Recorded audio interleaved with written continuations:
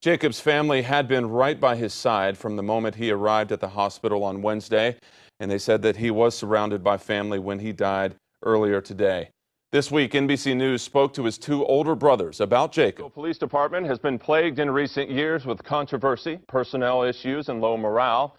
And after a 5-month search, the city has chosen a new police chief to get that department back on track. Well, how much of speaking of that, it's the perfect segue into my next question. How much of an upper hand does the president have here? Is it realistic that other members will one day be paying 3% or even 4% or your idea 1/29th, I guess 1/28th of defense spending? I mean, of all of NATO. How realistic is this?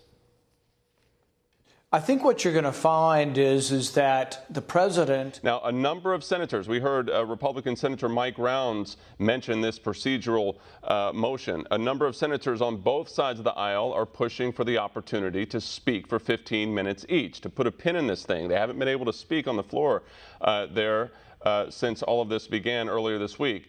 The Senate floor will also be shut down on Tuesday afternoon for a security sweep before the State of the Union address. So Tuesday is out. There you see the Attorney General William Barr, and you see Secretary of Defense Mark Esper, of course, the President of the United States, calmly walking through Lafayette Park tonight as thousands of demonstrators have been yelling and chanting in the streets of D.C.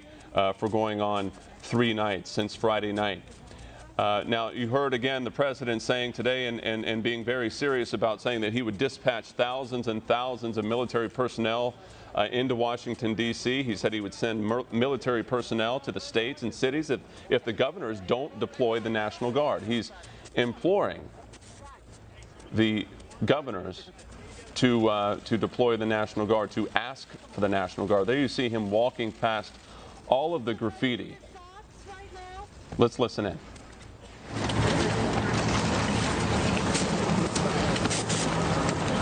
Finally, Director Pham, from the 30,000-foot view, as you know, President Trump capped the number of refugees our country would accept at 18,000 worldwide.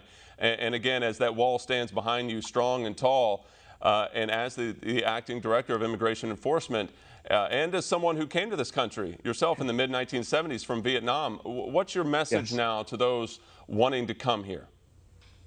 You know, this country it grants some of the most generous immigration benefits the world has ever seen. But again, we're going to continue to watch these protesters. As you can see, still very light. It's just about 7:30. The sun is still in the sky there in Washington, D.C. It is headed down. It will soon be dark. And as we've seen all week, throughout the end of last week and throughout the weekend, as the sun goes down, the violence and the looting ramps up. And it's such a shame to see, as you see, you know, a lot of the peaceful protesting and what looks to be something under control. But as soon as that sun goes down, things start to shift. Of course, we are praying that that does not happen again tonight. You know, this is something that has all occurred since last Monday. Minneapolis, George Floyd, the man there from Minneapolis who died at the hands of a Minneapolis police officer who has since been fired, along with the other police officers who were involved.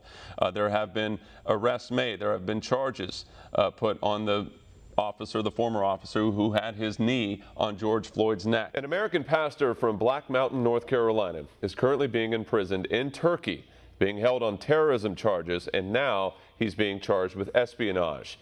Pastor Andrew Brunson had been living and working in Turkey as a missionary for the last 23 years. Earlier, I spoke with Brunson's attorney, Jay Sekulow, who is the chief counsel for the American Center for Law and Justice and who is also one of President Trump's private lawyers. Here's what he had to say.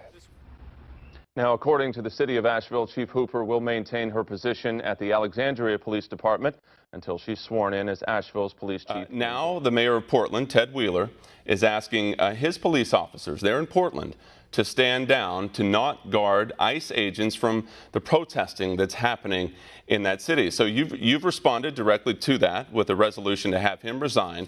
But Mayor Wheeler says, quote, the Senate should have more pressing issues to worry about. What is your response to that? The Senate should have more pressing issues than equal application of the law for all Americans, particularly American federal officials who are attempting to fulfill or to enforce federal law, that is very much the Senate's responsibility. And it should be the mayor's responsibility of making sure that all have equal protection under the law. Keep for those actions. Well, one more on this, Congressman. Just over a year ago, as you're well aware, President Trump pulled the U.S. out of the Iran nuclear deal. You, of course, applauded that move, saying at the time, the time for strategic appeasement is over. Now, after the recent developments in the Persian Gulf, do sanctions appease this behavior? Or no, sanctions don't appease the behavior. No, we need to take it as far as we can. We want to do the minimum that we have to get these malign actors back in line, so to speak. And your Republican colleague in the House, Debbie Lesko, I talked to her earlier this week. She told me that this new background check legislation would not have prevented any of the recent mass shootings. Do you agree with that? Not only do I agree with it, but that's factual. I would add to that would also